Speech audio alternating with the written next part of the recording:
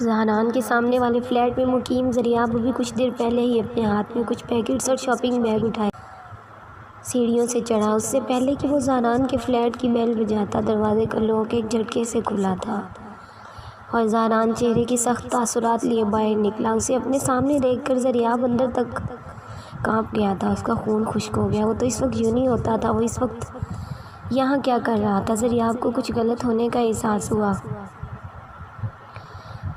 میں یہ ایشل نے کچھ سامان منگوایا۔ اس سے پہلے کہ وہ اپنی بات مکمل کرتا، زہران نے ایک زوردار تھپڑ اس کے چہرے پر رسید کیا تھا، جس سے وہ اوندھے منہ زمین پر گر پڑا۔ یہ کیا بدتمیزی ہے؟ زریاب ایک دم سے غصے سے پھنکارتے ہوئے اٹھا تھا۔ اور یہ سب جو تم کر رہے ہو وہ کیا ہے؟ ہاں، زہران اس کے لائے گئے پیکٹس میں سے ایک لفافہ اس کے سامنے کرتے ہوئے بولا، جس میں سفید رنگ کا پاؤڈر تھا اور باقی پیکٹس میں شیشے کی بوتلیں اور انجیکشن تھے۔ کیا ہے یہ سب؟ وہ دانت پیستے ہوئے بولا۔ گریبان سے پکڑ کر زریاب کو اپنے سامنے کھڑا کیا تھا۔ ڈرگز ہیں یہ، اور کیا ہے؟ جب دیکھ ہی لیا ہے تو مجھ سے پوچھنے کی کیا ضرورت ہے؟ زریاب رٹائی سے مسکراتے ہوئے اس کی طرف دیکھتے ہوئے بولا۔ زہران اندر تک سلگ گیا تھا۔ کیوں کیا تم نے ایسا؟ جانتے ہو یہ سب کتنا خطرناک ہے اس کے لیے؟ اس کی جان بھی جا سکتی ہے ان سب کے مستقل استعمال سے۔ زہران تکلیف سے اس کی طرف دیکھتے ہوئے بولا، میں نے کچھ غلط نہیں کیا۔ وہ جس قسم کے حالات سے گزر رہی تھی، میں نے تو صرف تھوڑا سا ریلیف دینے کے لیے یہ سب دیا۔ نشے سے انسان کو کچھ دیر کے لیے وقتی طور پر سکون تو مل ہی جاتا ہے۔ تمہیں تو میرا احسان مند ہونا چاہیے تھا۔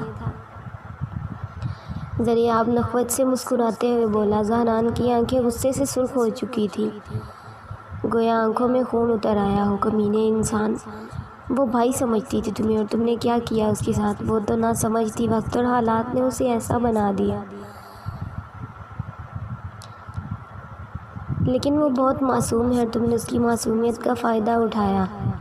زہران اس پر مکوں کی برسات کرتے ہوئے بولا تھا۔ زریاب ایک بار پھر سے اپنا توازن برقرار نہ رکھ پایا۔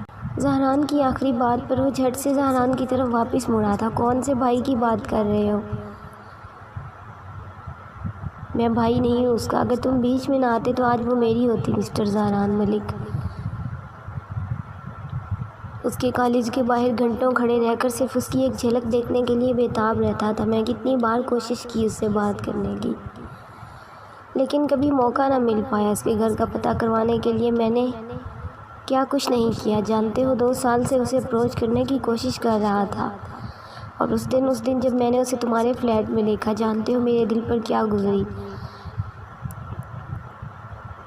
ملک زہران زریاب اٹھ کر زہران کے کالر سے پکڑ کر جھنجھوڑتے ہوئے بولا۔ زہران کا وجود اس کی باتوں سے سن ہو چکا تھا۔ وہ ایک سکتے کسی کیفیت میں اس کی طرف دیکھ رہا تھا۔ ایسا لگ رہا تھا کسی نے اس کے جسم سے روح کھینچ لی ہو۔ میں اسی لمحے مر گیا تھا۔ میری محبت تھی وہ زہران، اور پھر تم نے جھٹ سے نکاح بھی کر لیا اس سے۔ جانتے ہو کیا گزری ہوگی میرے دل پر اپنی آنکھوں کے سامنے اسے کسی اور کا ہوتا دیکھ کر؟ میں اسے تمہارے ساتھ دیکھ کر پل پل مرتا ہوں زہران۔ نہیں برداشت ہوتا مجھ سے۔ وہ اگر میری نہیں ہوئی تو کسی اور کی بھی نہیں ہو سکتی۔ تبھی میں نے اسے ان سب چیزوں کا عادی بنانے کا سوچا۔ ویسے بھی وہ جس قسم کے حالات سے گزر رہی تھی، اسے کسی ایسے سہارے کی بہت ضرورت تھی جس سے اسے کچھ وقت کے لیے ریلیف مل جاتا، اور اس طرح وہ تم سے بھی دور ہو جاتی۔ زریاب ایک زخمی مسکراہٹ اس کی طرف اچھالتے ہوئے بولا۔ زہران اس کی باتوں پر ساکت کھڑا اس کی طرف دیکھتا رہا تھا۔ وہ بہت جلد تمہاری دسترس سے باہر ہوگی ملک زہران احمد۔ زریاب اپنے کالر جھاڑتے ہوئے بولا۔ تم نے اگر میری جان نہ بچائی ہوتی تو آج تم میرے ہاتھوں ختم ہو چکے ہوتے۔ میں صرف آنٹی کا لحاظ کر رہا ہوں، کیونکہ تم ان کا اکلوتا سہارا ہو۔ لیکن آئندہ کے بعد مجھے یہ اپنی گھٹیا شکل مت دکھانا۔ اب دفع ہو جاؤ یہاں سے۔ زہران اسے ایک جھٹکے سے پیچھے کرتے ہوئے بولا، پھر اپنا بے جان ہوتا وجود لیے واپس دروازہ کھول کر اندر چلا گیا تھا۔ شیشے کے سامنے تیار کھڑی شانور نے ایک آخری نظر خود پر ڈالی اور اپنا موبائل اور پرس اٹھا کر کمرے سے باہر نکل گئی تھی۔ آج ایڈی نے اسے ایک سرپرائز دینا تھا جس کے بارے میں وہ اسے صبح ہی کال کر کے بتا چکا تھا۔ شانور نے موبائل پر ٹائم دیکھا، 3:30 بج رہے تھے۔ اف، کہاں رہ گیا یہ؟ 3 بجے کا کہا تھا، ابھی تک نہیں آیا۔ پتہ نہیں کہاں لے کر جانا ہے، کچھ بتا بھی نہیں رہا۔ شاہ سر جھٹکتے ہوئے باہر لاؤنج میں پڑے صوفے پر بیٹھ گئی تھی۔ تبھی لاؤنج کا گیٹ کھلا اور ایڈی اپنے مخصوص انداز میں 2 گارڈ کے ہمراہ اندر داخل ہوا تھا۔ ایڈی کے اشارے پر گارڈز اندر نہیں آئے تھے۔ شاہ پر نظر پڑتے ہی ایڈی کے قدم ایک پل کے لیے ٹھٹکے، وہ لگی اتنی پیاری رہی تھی۔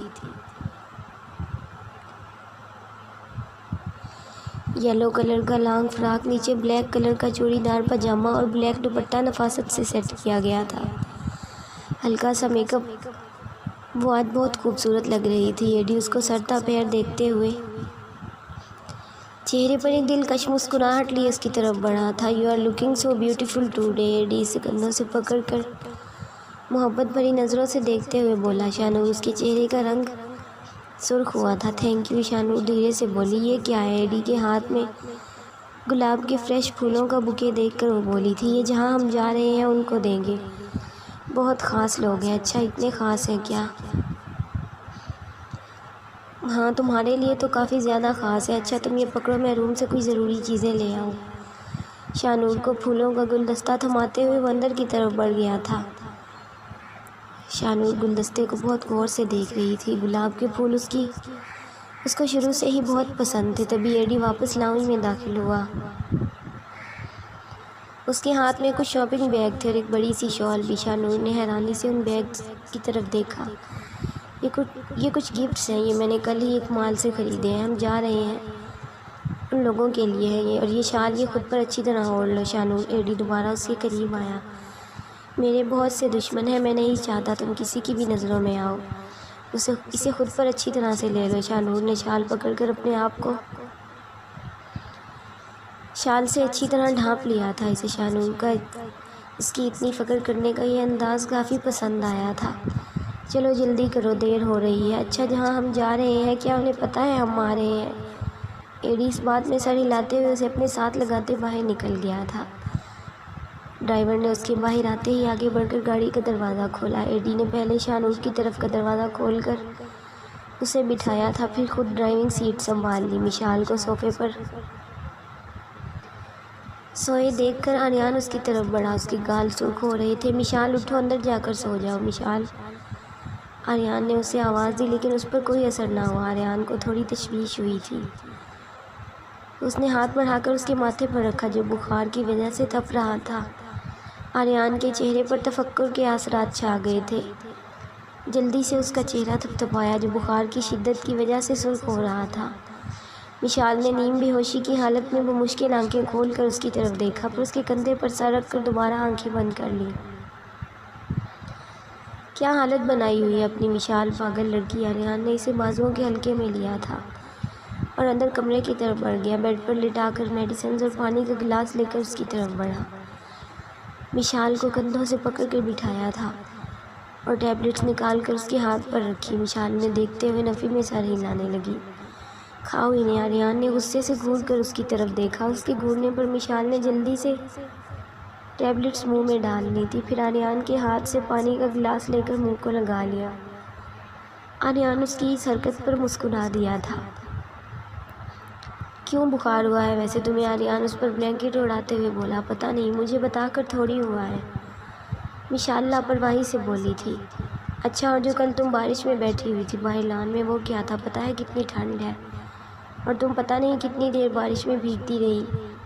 "بارش پسند ہے مجھے بہت زیادہ"، مشال معصومیت سے بولی۔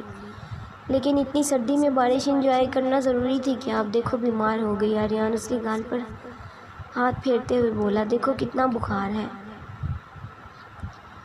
اگر طبیعت ٹھیک نہ ہوئی تو ڈاکٹر کے پاس چلیں گے، رات کو کھانا کھا کر دوبارہ میڈیسنز لینا، بلکہ میں خود دوں گا تمہیں، تم نے کہاں لینی ہے"۔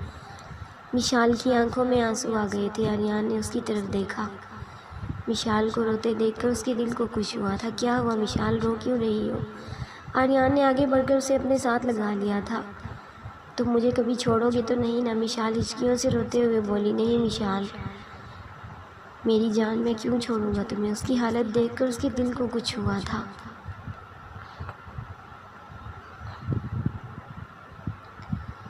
"جانتے ہو، میرا تمہارے علاوہ اس دنیا میں کوئی نہیں ہے، میں نے اپنے پیرنٹس کو کبھی نہیں دیکھا"۔ آریان میں کچھ ہی مہینوں کی تھی جب ان کا ایک کار ایکسیڈنٹ میں ان کی ڈیتھ ہو گئی۔ مجھے نہیں پتا فیملی کیا ہوتی ہے، رشتے کیا ہوتے ہیں، محبت کیا ہوتی ہے، لیکن تم نے جس طرح سے میرا خیال رکھا مجھے تمہاری عادت ہو گئی ہے۔ آریان میں تمہارے بغیر زندگی گزارنے کا سوچ بھی نہیں سکتی اب۔ آریان اس کی فیملی کے بارے میں پہلے سے ہی سب کچھ پتہ کروا چکا تھا، لیکن کبھی مشال سے اس کے بارے میں ذکر نہیں کیا۔ وہ جانتا تھا کہ وہ ہرٹ ہوگی، اس لیے اسے کسی قسم کی کوئی تکلیف نہیں دینا چاہتا تھا۔ آریان نے اس کے گرد اپنے بازوؤں کا مضبوط حصار بنا کر اپنے سینے کے ساتھ لگا لیا تھا۔ بس کرو مشال، پہلے ہی تمہاری طبیعت ٹھیک نہیں ہے، اوپر سے رو رو کر کیا حالت بنا لی ہے۔ اس کی حالت دیکھ کر آریان نے تڑپ کر اس کی طرف دیکھا، اس کے آنسو پوچھے اور پھر واپس بیڈ پر لٹا کر اس کے اوپر بلینکٹ ڈال دیا تھا۔ مشال دوائیوں کے زیر اثر تھوڑی ہی دیر میں سو گئی تھی۔ آریان نے اس کے معصوم سے چہرے پر ایک نظر ڈالی، پھر لائٹ بند کر دی۔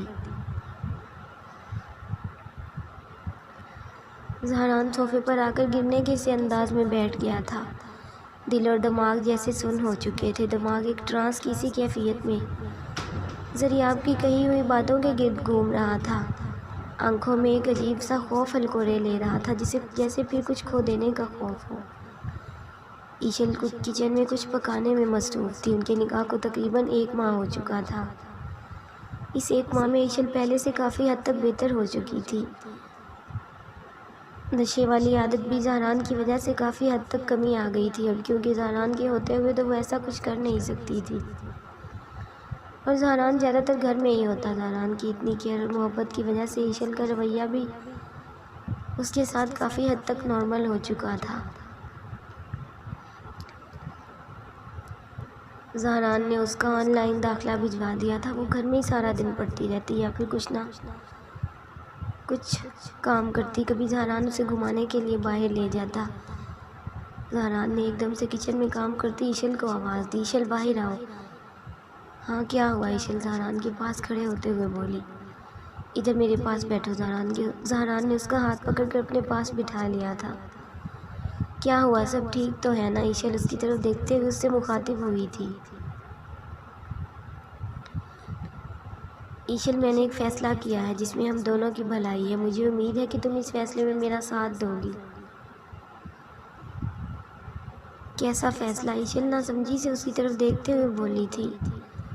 ایشل، میں جانتا ہوں تم تک ڈرگز کون پہنچاتا تھا۔ زہران کی بات پر ایشل کا شرمندگی کے مارے سر جھک گیا تھا، اور میں یہ بھی جان گیا ہوں کہ ان سب کے پیچھے اس کا کیا مقصد تھا۔ ایشل، میں چاہتا ہوں کہ ہم لوگ اب پاکستان چلے جائیں، یہاں پر تم محفوظ نہیں ہو۔ ایک وہ زریاب اور دوسرا پاشا بھی ادھر ہی ہے۔ لیزا کی ڈیتھ کے بعد بے شک اب تک وہ خاموش ہے، لیکن خطرہ ابھی ٹلا نہیں ہے۔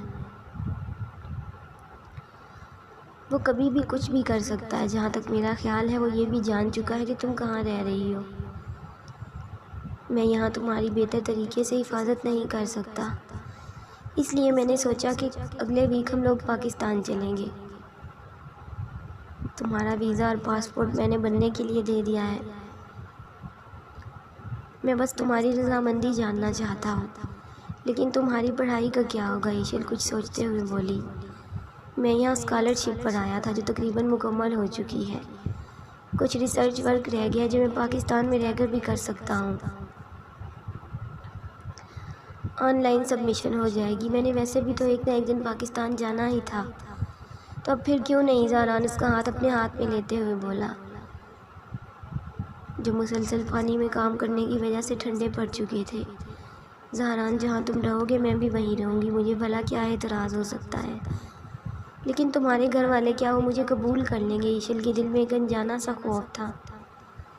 کیوں نہیں کریں گے؟ میں نے اپنی مرضی سے تم سے شادی کی ہے، پسند کرتا ہوں تمہیں، کوئی بھگا کر نہیں لایا۔ ایشل، اپنے دماغ سے ہر قسم کے خدشات کو نکال دو۔ میں تمہارے ساتھ اور ہمیشہ رہوں گا۔ میرے ہوتے ہوئے تمہیں کسی سے بھی ڈرنے کی ضرورت نہیں ہے۔ زہران، ایشل کی آنکھیں آنسوؤں سے بھر گئی تھی۔ اگر تم مجھے نہ ملتے تو میرا پتہ نہیں کیا ہوتا۔ میرا تمہارے علاوہ کوئی نہیں ہے اب اس دنیا میں۔ میرے لیے تم سے زیادہ اہم بھی اب اس دنیا میں کوئی نہیں ہے۔ زہران نے ایک ہاتھ سے اس کے آنسو صاف کیے تھے، پھر پیار سے اپنے ساتھ لگا لیا۔ میں تمہاری آنکھوں میں آنسو نہیں دیکھ سکتا ایشل، میرے سامنے نہ رویا کرو۔ ایڈی نے ایک 2 منزلہ خوبصورت سے گھر کے سامنے کار روکی تھی۔ شانور دم بخود سی گاڑی کے اندر بیٹھی اسے دیکھے جا رہی تھی۔ اسے جیسے اپنی آنکھوں پر یقین نہ آ رہا ہو۔ اس گھر کو وہ کیسے بھول سکتی تھی جہاں اس نے اپنی زندگی کے 19 سال گزارے تھے، اپنا بچپن، اپنی جوانی، جس کی دہلیز پر قدم رکھتے اس کے ساتھ یہ حادثہ پیش آ گیا اور اپنے گھر اور ان کے مکینوں سے دور ہو گئی تھی۔ وہ آج تقریباً 1 سال کے بعد دوبارہ اس گھر کے سامنے تھی۔ 1 سال کوئی بہت زیادہ لمبا عرصہ نہیں تھا، لیکن شانور کے لیے یہ نہ جانے کتنی صدیوں کے برابر تھا۔ اس نے اپنے گھر کو یاد کرتے ہوئے ایک ایک پل کیسے کاٹا تھا، یہ صرف وہی جانتی تھی۔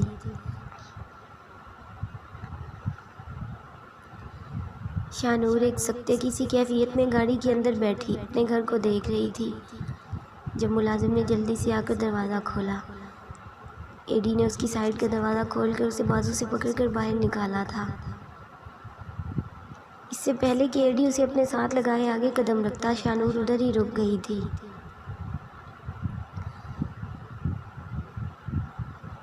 ایڈی نے مڑ کر اس کی طرف دیکھا۔ شانور کی آنکھوں میں نمی واضح تھی۔ آتھیر وہ ایک دم سے اس کے سینے سے لگ گئی تھی۔ ایڈی نے اپنے سینے کے ساتھ لگایا تھا اسے اور حوصلہ دیا تھا۔ اس کا ہاتھ پکڑ کر اندر کی طرف بڑھ گیا۔ ایڈی کے ہاتھ میں گلاب کے پھولوں کا ایک خوبصورت گلدستہ تھا، جبکہ اس کے پیچھے پیچھے ایک گارڈ تھا جس کے ہاتھ میں شاپنگ بیگز اور باقی سامان تھا جن میں شانور کے گھر والوں کے لیے تحائف تھے۔ شانور کے قدم جیسے جیسے اندر کی طرف بڑھ رہے تھے، اس کی دل کی دھڑکنیں تیز ہوتی جا رہی تھی۔ اسے لگ رہا تھا جیسے وہ کوئی خواب دیکھ رہی ہو۔ لاؤنج کا دروازہ عبور کرتے ہوئے شانور کی آنکھ سے ایک موتی ٹوٹ کر بہہ نکلا۔ سامنے ہی حسن صاحب اور حمنہ بیگم کھڑے تھے، جیسے انہیں پہلے سے ہی ان کے آنے کی خبر ہو اور ان کے استقبال کے لیے کھڑے تھے۔ ماما حمنہ بیگم کو دیکھتے ہی شانور کی آنکھوں سے آنسو زاروں قطار بہنے لگے تھے۔ وہ بھاگ کر اس کے سینے کے ساتھ لپٹ گئی۔ دوسری طرف حمنہ بیگم بھی بیٹی کو اتنے عرصے کے بعد اپنی آنکھوں کے سامنے دیکھ کر اپنے آنسوؤں پر بند نہ باندھ سکی۔ شانور ان کے سینے کے ساتھ لگی ہچکیوں سے رو رہی تھی۔ ایڈی کے لیے یہ منظر کافی تکلیف دہ تھا، کیونکہ وہ شانور کو روتے ہوئے نہیں دیکھ سکتا تھا، اور پھر وہ جس طرح سے رو رہی تھی، ایڈی نے اپنا رخ دوسری طرف کر لیا۔ حسن صاحب کی بھی اتنے عرصے بعد اپنی اکلوتی بیٹی کو اپنی آنکھوں کے سامنے دیکھ کر آنکھیں نم ہو گئی تھی۔ ایڈی نے آگے بڑھ کر بوکے ان کی طرف بڑھایا، جسے حسن صاحب نے بہت محبت سے تھاما تھا اور گرم جوشی سے اس سے بغل گیر ہوئے تھے، جیسے پہلے سے جانتے ہوں۔ ایڈی کے اشارے پر گارڈ نے شاپنگ بیگز ایک طرف میز پر رکھے اور باہر چلا گیا۔ ایڈی حسن صاحب کے اشارے پر اب ان کے سامنے ہی ایک ڈبل سیٹر صوفے پر بیٹھ گیا تھا۔ شانور اب حسن صاحب کے سینے کے ساتھ لگی آنسو بہا رہی تھی۔ بس بیٹا چپ کر جاؤ، اب اور مت رو۔ دیکھو میرا بیٹا بالکل صحیح سلامت میری آنکھوں کے سامنے بیٹھا ہے، مجھے اور کیا چاہیے؟ اب اور رو گی تو مجھے برا لگے گا۔ بیٹا بس چپ۔ حسن صاحب نے شفقت سے اس کے سر پر ہاتھ پھیرا اور محبت سے اپنے ساتھ لگا لیا تھا۔ مجھے اس کوبرا کی پوری ڈیٹیلز چاہیے، اس کی کرنٹ لوکیشن کیا ہے اور اب کس پر اٹیک کروانا چاہتا ہے۔ سامنے کرسی پر بیٹھا نوجوان سگریٹ پھونکتے ہوئے حقارت سے بولا تھا۔ کمرہ پوری طرح اندھیرے میں ڈوبا ہوا تھا۔ سر قریبی سورسز سے بس اتنا ہی پتہ چل سکا ہے کہ ایڈی اور آریان سر کی وائفز کو اس سے خطرہ ہے۔ اب ان کو نقصان پہنچانے کے لیے یہ کیا قدم اٹھاتا ہے یہ معلوم نہیں ہے، اور وجہ بھی نہیں معلوم اس سب کی۔ سامنے کھڑے نوجوان نے ادب سے کہہ کر اس کی طرف دیکھا تھا۔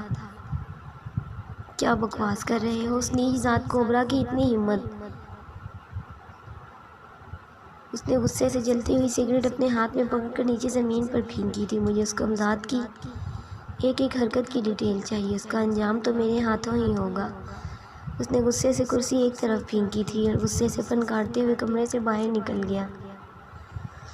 جاری ہے دوستوں، امید ہے آپ کو ویڈیو پسند آئے گی۔ اگر ویڈیو اچھی لگے تو اسے لائک اور اپنے دوستوں کے ساتھ شیئر لازمی کریں، اور اگر میرے چینل پر نئے ہیں تو چینل کو سبسکرائب کریں اور ساتھ میں لگے گھنٹی کے بٹن کو ضرور دبائیں